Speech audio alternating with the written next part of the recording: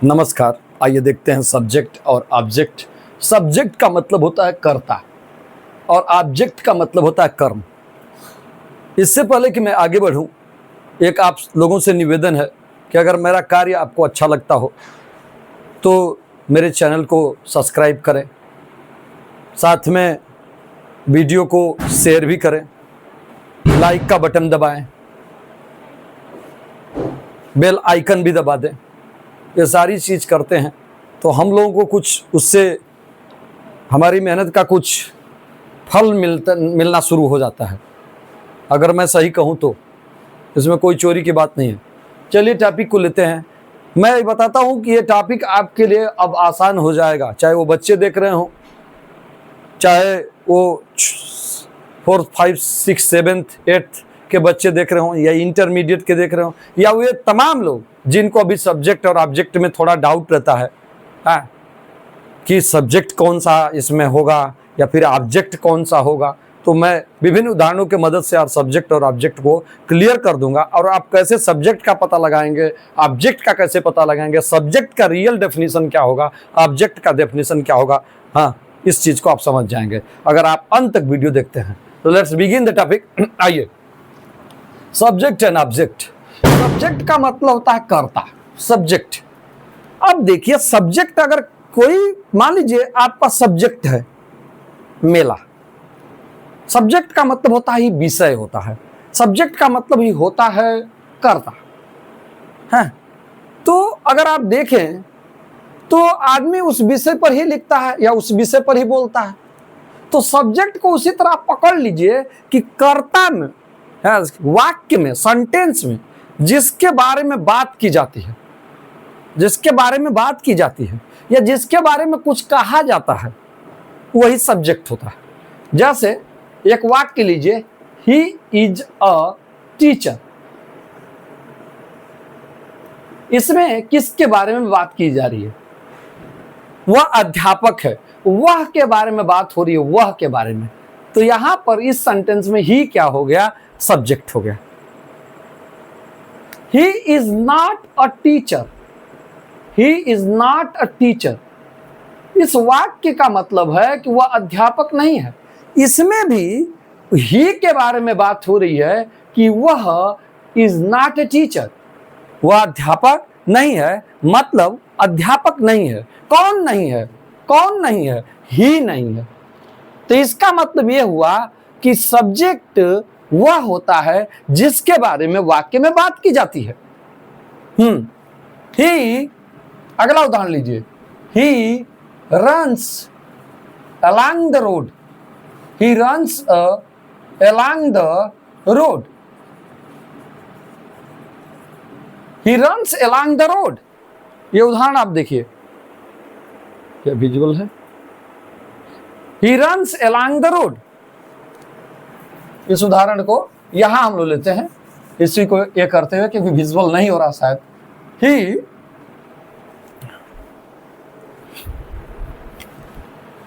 he reads a book। इसका मतलब है वह किताब पढ़ता है। यहां पर आप देख सकते हैं किसके बारे में बात हो रही है? ही के बारे में बात हो रही है कि जो ही है वह कोई काम करता है, वह पढ़ने वाला काम करता है, ही। तो इसी के बारे में बात हो रही है। अब इसमें देखिए, इसी को थोड़ा सा निगेटिव में बदल देते हैं, ये हो जाएगा ही does not read a book, he does not read a book. वह एक किताब नहीं पढ़ता है, दैट इज, वह किताब नहीं पढ़ता है। तो किसके बारे में बात हो रही है? ही के बारे में बात हो रही है। सामान्यतः लोग जनरली ये कह देते हैं कि कर्ता का मतलब जो काम को करने वाला होता है, कर्ता होता है। लेकिन यह डेफिनेशन अगर आप देखें पहले वाले उदाहरण में तो फिट हो जाएगा, दैट इज पॉजिटिव सेंटेंसेस में ये फिट हो जाएगा, या फिट हो जाएगा, या ये अप्लाई हो जाएगा कि ही रीड्स ए बुक में ये जो पढ़ने वाला काम है ही कर रहा है, इसलिए यह करता है। लेकिन दूसरा एग्जाम्पल जो निगेटिव सेंटेंस का है, आप देख सकते हैं, ही does not read a book. इसमें पढ़ने वाला काम ही कर ही नहीं रहा है। तो यह परिभाषा देना कि सेंटेंस वह होता है जो वाक्य में करता वह होता है, या सेंटेंस में सब्जेक्ट वह होता है जो काम को करता है, निगेटिव सेंटेंस के मामले में झूठा साबित हो जाएगा, क्योंकि नेगेटिव सेंटेंस में करता तो काम को करता नहीं है। इसलिए कर्ता की यह परिभाषा देना गलत है, सर्वथा गलत है, यह गलत है इस केस में। इसलिए एक सामान्य परिभाषा निगेटिव सेंटेंसेस के कॉन्टेक्स्ट में यह गलत है। इसलिए कर्ता की या सब्जेक्ट का यह डेफिनेशन रंग ही है कि कर्ता वह है जो काम को करता है, नहीं, क्योंकि निगेटिव सेंटेंस में वो डेफिनेशन अप्लाई नहीं होता है। आपके सामने मैंने पेश कर रहा हूं, मैंने पेश कर दिया, इस चीज को मैंने प्रेजेंट कर दिया। ही does not read a book, वह किताब नहीं पढ़ता है। ही देखिए कि पढ़ने वाला काम कर ही नहीं रहा है। तो जो ये डेफिनेशन होगी, अगर आप डेफिनेशन बनाए हमारे साथ, तो यह डेफिनेशन ज्यादा सही होगी या कंप्लेन लेस होगी, शिकायत रहित होगी कि वाक्य में कर्ता वह होता है या सब्जेक्ट वह होता है जो या तो काम को करता है या तो नहीं करता है। Either he does the work और he does not do the work, either he does और नॉट, या तो वह करता है या तो काम को करता है या तो नहीं करता है। तो ये डेफिनेशन एक पूर्ण डेफिनेशन होगा, कंप्लेनलेस डेफिनेशन होगा, है कि कर्ता वह होता है जो काम को करता है या काम को नहीं करता है। जैसे हम यहाँ पर देखें, ही रीड्स बुक में ही काम को पढ़ने वाला, बुक को पढ़ने वाला काम कर रहा है, तो ही क्या हो गया, कर्ता हो गया। ही does not read a book, वह काम को नहीं करता है, काम को नहीं करता है, तो यहाँ पर ही नहीं करता है। तो ये डेफिनेशन सही, यह डेफिनेशन लागू हो जा रहा है बोथ सेंटेंसेस के ऊपर, पॉजिटिव और नेगेटिव, ठीक है। और देखिए, जो एक डेफिनेशन और है उसको भी आपको जानना चाहिए। वाक्य में जिसके बारे में बात की जाती है, जैसे ही रीड्स अ बुक, वाक्य में जो बात हो रही है, किताब पढ़ने की बात हो रही है, कि किताब को पढ़ने की बात हो रही है, कि किताब कोई पढ़ता है तो ही पढ़ता है। तो वाक्य में जिसके बारे में बात होती है, या तो वो काम को करता है या तो नहीं करता है, ठीक है, असर्टिव सेंटेंस के केस में। तो वह वहां पर क्या समझ रहे हैं, वहां पर जो है वह जो है जो ये डेफिनेशन भी सही है कि कर्ता या सब्जेक्ट वह होता है जो जिसके बारे में वाक्य में बात की जाती है। जैसे he is a teacher, he is a teacher, he is a teacher, वह एक अध्यापक है। ही इज अ टीचर, वह एक अध्यापक है। यहां पर किसके बारे में बात हो रही है, ही के बारे में। यहां पर ही रीड्स ए बुक, किताब पढ़ता है, किसके बारे में बात हो रही है, ही के बारे में। किताब नहीं पढ़ता है, किसके बारे में बात हो रही है, ही के बारे में। तो यहाँ तीनों सेंटेंसेस में ही जो है सब्जेक्ट है। अब इसकी पहचान कैसे करेंगे सब्जेक्ट की, आप वाक्य में हूं लगा के क्वेश्चन करिए, वाक्य में क्रिया के पहले हूं लगा के क्वेश्चन करिए। हु रीड्स, कौन पढ़ता है, ही पढ़ता है, तो ही क्या हो गया, सब्जेक्ट हो गया। हु डज नॉट रीड, कौन नहीं पढ़ता, ही आ गया, तो ही क्या हो गया, सब्जेक्ट हो गया। तो जो सिंपली आप जो है वाक्य में सब्जेक्ट का पता लगाने के लिए हूं का प्रयोग करते हैं, करिए, और हूं का प्रयोग करके वाक्य में कर्ता का पता लगा लीजिए। आइए इन उदाहरणों को देखते हैं। अच्छा, ऑब्जेक्ट क्या होता है, वाक्य में ऑब्जेक्ट वो होता है, ऑब्जेक्ट का मतलब डायरेक्ट ऑब्जेक्ट की बात हो रही है। डायरेक्ट ऑब्जेक्ट का मतलब वो होता है कि क्रिया का सीधा असर जिस पर पड़ता है उसे हम डायरेक्ट ऑब्जेक्ट कहते हैं। जैसे ही बीट्स मोहन, वह मोहन को पीटता है। ही बीट्स मोहन। ओहो, ये नहीं आ रहा। ही बीट्स मोहन, अब ये सही है। ही बीट्स मोहन, वह मोहन को पीटता है। अब इस वाक्य में ऑब्जेक्ट क्या है, ऑब्जेक्ट का मतलब कर्म होता है। अब इसको किस तरह हम बताएंगे, इस वाक्य की मदद से देखते हैं। ही बीट्स मोहन, कौन पीटता है, ही, तो ही क्या हो गया, सब्जेक्ट हो गया। यही पीटने वाला काम करता है, या तो कर्ता की काम को करेगा या तो नहीं करेगा, मैंने डेफिनेशन बता दी, या जिसके बारे में बात हो रही है। हाँ, यहां पर ही के बारे में बात हो रही है कि ही मोहन को पीटता है, और ऑब्जेक्ट वह होगा, ये तो बीट पीटना होगा, क्रिया होगी, और मोहन क्या होगा, यहां पर ऑब्जेक्ट होगा, ऑब्जेक्ट होगा। Mohan would be here object, यहां पर मोहन ऑब्जेक्ट होगा। ऑब्जेक्ट का मतलब होता है डायरेक्ट ऑब्जेक्ट की मैं बात कर रहा हूं। ही बीट्स मोहन, यानी कि क्रिया का जिस शब्द पर सीधा प्रभाव पड़ता है, अगर पीटने का प्रभाव किस पर सीधा पड़ा, मोहन पे पड़ रहा है ना, सीधा प्रभाव पड़ रहा है, तो यह मोहन यहां पर ऑब्जेक्ट है। ऑब्जेक्ट का पता लगाने के लिए आप दो शब्द का प्रयोग करें, व्हाट और हुम। व्हाट और हुम से क्वेश्चन अगर आप पूछते हैं और जो आंसर, अगर आंसर आ जाता है रीजनेबल, तो इसका मतलब उस सेंटेंस में कर्म है। ऑब्जेक्ट का पता लगाने के लिए जिसे हम कर्म कहते हैं, आप जो क्वेश्चन पूछेंगे वाक्य में व्हाट और हुम से करेंगे। ऑब्जेक्ट वो होता है जो जिसका पे ऊपर क्रिया का सीधा प्रभाव पड़ता है। देखिए क्रिया पीटने वाला है, पीटने का हो रही है, पीटने वाली, और उस पर मोहन के ऊपर सीधा असर पड़ रहा है। मोहन को घाव लगेगी, मोहन को चोट लगेगी, ठीक है, कम लगेगी, अधिक लगेगी, देखो। और व्हाट लगा के पूछो, व्हाट बीट्स, तो नहीं आएगा। तो हुम से, हुम है does he beat, whom does he beat, वह किसे पीटता है, उत्तर मिला मोहन को पीटता है। देखिए तो मोहन क्या हो गया, यहां पर ऑब्जेक्ट हो गया। लेकिन एक दूसरे उदाहरण के साथ हम चलते हैं, यहां पर आप थोड़ा क्लियर होइए। He goes to school, he goes to school, is there any object, is there an object in this sentence, क्या इस सेंटेंस में ऑब्जेक्ट है, क्या डायरेक्ट ऑब्जेक्ट है। वह स्कूल जाता, ही कौन जाता है, ही, तो ही क्या हो गया, सब्जेक्ट हो गया, जाने का काम कर रहा है, सब्जेक्ट या तो नहीं काम को करेगा या तो नहीं करेगा, तो ही हो गया यहाँ पर। He goes to school, positive sentence come हो तो करेगा, जाने का ये क्या हो गया, मेन वर्ब हो गया या क्रिया हो गया, इसे वर्ब कहिए, क्रिया हो गया, यही तो एक्शन दिखा रहा है, कौन सा एक्शन हो रहा है। और टू स्कूल, क्या टू स्कूल जाने के क्रिया का सीधा असर, क्या व्हाट से आप क्वेश्चन, व्हाट डज ही गो, क्या उत्तर आ रहा है, व्हाट डज ही गो, क्या वह जाता है, नो। होम डज ही गो, नहीं, होम से भी क्वेश्चन करेंगे तो कोई भी रीजनेबल आंसर नहीं आ रहा है। इसीलिए इस वाक्य में अगर आप देखें, क्वेश्चन पूछने के बाद what does he go, what does he go, वह क्या जाता है, अरे ये कौन सा सवाल हुआ, होम डज ही गो, और किसे जाता है, अरे कौन, ये कौन सा सवाल हो गया।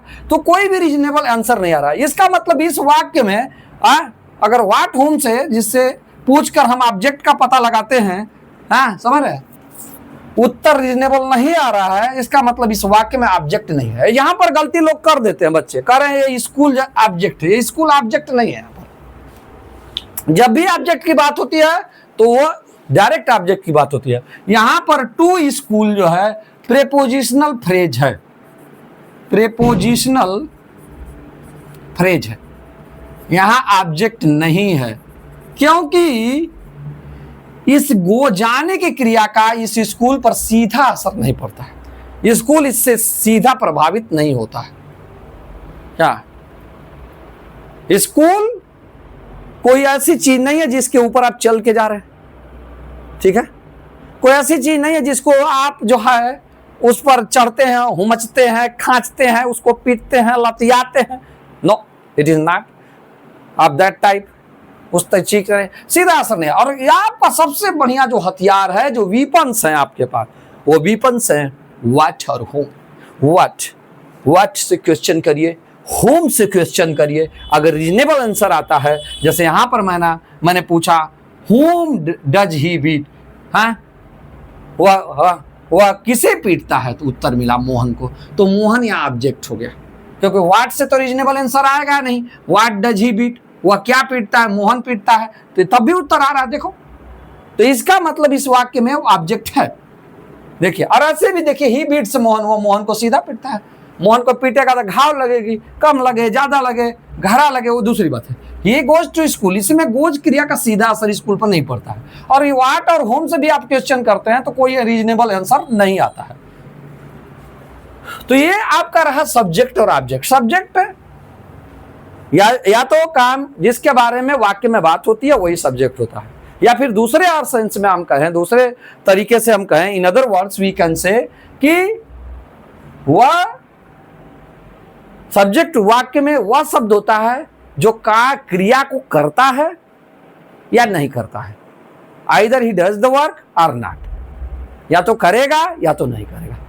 चलिए let's move to the examples which have been written by me, जो कि मेरे द्वारा लिखे गए हैं। चलिए अब इस बात को बताने के बाद चलते हैं एग्जाम्पल की मदद से इसी बात को समझते हैं।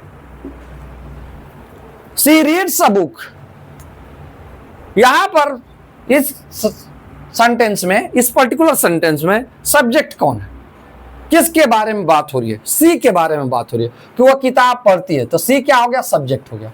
क्वेश्चन पूछिए, या काम को पढ़ने वाला कौन कर रहा है? सी कर रही है, किताब पढ़ने का काम सी, तो यही सब्जेक्ट होगा। दैट और ऑब्जेक्ट क्या हो गया? सी रीड्स अ बुक। ऑब्जेक्ट का पता लगाने के लिए मैंने आपको कहा और परिभाषा भी बताई कि व्हाट और होम से क्वेश्चन करेंगे। व्हाट और होम से, व्हाट और होम से, या इधर व्हाट से करिए या होम से करिए। अगर दोनों में से किसी एक से आंसर आ जाता है रीजनेबल, तो उस सेंटेंस में ऑब्जेक्ट है। और आप देख सकते हैं कि करने या पढ़ने वाली क्रिया का बुक पर सीधा असर पड़ता है, तो सीधा असर पड़ता है, डायरेक्ट अफेक्ट पड़ता है, तो ऑब्जेक्ट है। इस तरह भी आप देख सकते हैं। आप इसको आप यहाँ पर समझ सकते हैं, अंडरस्टैंड कर सकते हैं या कंप्रीहेंड कर सकते हैं। क्योंकि किताब जब आप पढ़ेंगे तो पन्ना खोलेंगे, पन्ने पर आपकी अंगुली लगेगी, उस पर नजर डालेंगे, सीधा असर पड़ता है किताब पर। देखिए किताब जो है धीरे धीरे फटनी भी शुरू होती है पढ़ते पढ़ते। इस तरह भी आप समझ सकते हैं। She reads a book. What does she read? देखिए a book, that is a book is here object. यहां पर अ बुक क्या है? ऑब्जेक्ट है, यानी कि इस सेंटेंस में ये जो है ये ऑब्जेक्ट है। अगले सेंटेंस में चलते हैं। The teacher praise the students. अध्यापक ने विद्यार्थियों की प्रशंसा किया। हाँ, किसके बारे में बात हो रही है? जो टीचर के बारे में। किसने प्रशंसा किया या नहीं किया? टीचर ने, तो यही सब्जेक्ट हो गया। हूं प्रेज द स्टूडेंट्स, हूं से क्वेश्चन कर लीजिए ना भाई, सब्जेक्ट, तो ये सब्जेक्ट हो गया, करता हो गया।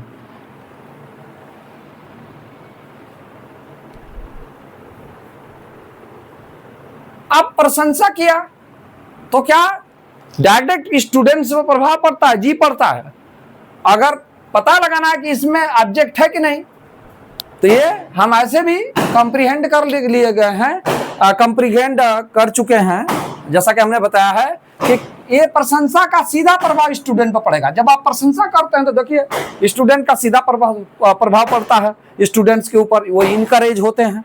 अगर आप उनका प्रशंसा नहीं करते हैं, उनको ह्यूमिलिएट करते हैं, तो वो क्या होते हैं? डिस्करेज होते हैं, उनका मन गिरता है, देखिए निरुत्साहित होते हैं। तो यहां पर ऑब्जेक्ट है, लेकिन आप क्वेश्चन कर लीजिए what say. What did the teacher praise? No, ये सब क्वेश्चन सही नहीं है। Whom did the teacher praise? Teacher किसकी प्रशंसा किया? विद्यार्थियों की। तो यहां पर जो ये स्टूडेंट्स है ये ऑब्जेक्ट, ये जो शब्द है ऑब्जेक्ट है। द क्यों लगा? पर्टिकुलर स्टूडेंट्स की बात हो रही है। आप जानते हैं कि द जो है विशिष्ट चीजों के लिए लगता है। द सन, द मून, इस तरह लगता है। तो विशिष्ट जब चीज की बात होती है तब द लगता है। द डेफिनिट आर्टिकल है जो निश्चित चीजों के लिए लगता है। जो जब आप विशिष्ट चीजों की बात करते हो तो द लग जाता है। प्रॉपर नाउन के पहले द नहीं लगा, ऐसा ना कर देना। They played football in the park. They played football in the park. तो इसमें आपने क्वेश्चन करके होम से पता लगा गया कि इसमें ऑब्जेक्ट है, ऑब्जेक्ट है। They played football in the park. कौन फुटबॉल खेलता है? दे, तो दे क्या हो गया? सब्जेक्ट हो गया, करता हो गया। और इस तरह भी पता लग गया कि फुटबॉल वाला काम कौन किया, खेलने वाला, तो इसने किया, दे ने किया, तो दे करता हो गया। They played football in the park. What did they play, what did they play, उन्होंने क्या खेला, व्हाट डिड दे प्ले, तो इस उत्तर मिला फुटबॉल। तो फुटबॉल क्या हो गया, ऑब्जेक्ट हो गया, यानी कि इस सेंटेंस में ऑब्जेक्ट है, कर्म है। देखिए मैंने क्वेश्चन कर दिया, मैंने बताया कि दो शब्द है, क्वेश्चन करिए, रीजनेबल आंसर आता है तो मान जाइए कि वहां पर ऑब्जेक्ट है उस सेंटेंस में। और खेलने का देखिए, उनके खेलने का या किसी के भी खेलने का असर फुटबॉल पर सीधा पड़ता है। फुटबॉल फटता है, फुटबॉल जो है जंप करता है, फुटबॉल आगे की ओर बढ़ता है कि नहीं, वो विस्थापित होता है, देखिए तो सीधा असर पड़ता है। तो ऑब्जेक्ट यहां पर है। He wrote a letter to his friend, उसने एक पत्र, यहां पर सेंटेंस को बदलने की जरूरत है। He does not write a letter to his friend, वह अपने मित्र को पत्र नहीं लिखता है। अब नहीं काम को नहीं करने वाला कौन है, ही है। तो मैंने बताया कि वह करता काम को करता है चाहे नहीं करता है, सब्जेक्ट, तो ही क्या हो गया, सब्जेक्ट हो गया। इसी के बारे में बात भी हो रही है ऐसे। हाँ, और इसमें ऑब्जेक्ट है, हाँ जी ऑब्जेक्ट है, लेटर है, यही ऑब्जेक्ट है, क्योंकि लिखने का प्रभाव लेटर पर पड़ता है, डायरेक्ट प्रभाव पड़ता है। पत्र जब सीट पर आप लिखते हैं या तो सीधा प्रभाव पड़ता है, क्या पड़ता है कि नहीं पड़ता है, चेक करते हैं ऑब्जेक्ट है कि नहीं। चले इससे present, what does he not write, उत्तर मिला या लेटर, वह क्या नहीं लिखता है, लेटर। तो देखिए वहां पर ऑब्जेक्ट है, इस सेंटेंस में ऑब्जेक्ट है। Let's move to the next sentence. She sings a song, वह एक गाना गाता है, कौन गाता है, सी, सब्जेक्ट, यही डूअर है, करता हो गया। सिंग्स अ सॉन्ग, गाने का प्रभाव किस पर पड़ा, सॉन्ग पर पड़ा, सॉन्ग क्या, ऑब्जेक्ट। क्वेश्चन से भी देख लीजिए, what does she Singh, what does she सिंग, वह क्या गाती है, क्या गाना गाती है, तो गाना क्या, ऑब्जेक्ट हो गया, कर्म हो गया। शी कॉल्ड हर फ्रेंड, उसने अपने मित्र को बुलाया, she called her friend. whom did she call, she क्या है, सब्जेक्ट है, बुलाने का काम यही करती है, शी है, सब्जेक्ट है। हाँ, called her friend, whom did she call, whom did she call, वो किसे बुलाती है, हर फ्रेंड, तो हर फ्रेंड क्या हो गया, ऑब्जेक्ट हो गया। तो आप देख सकते हैं कि सब्जेक्ट को कैसे पहचानेंगे और ऑब्जेक्ट को कैसे पहचानेंगे।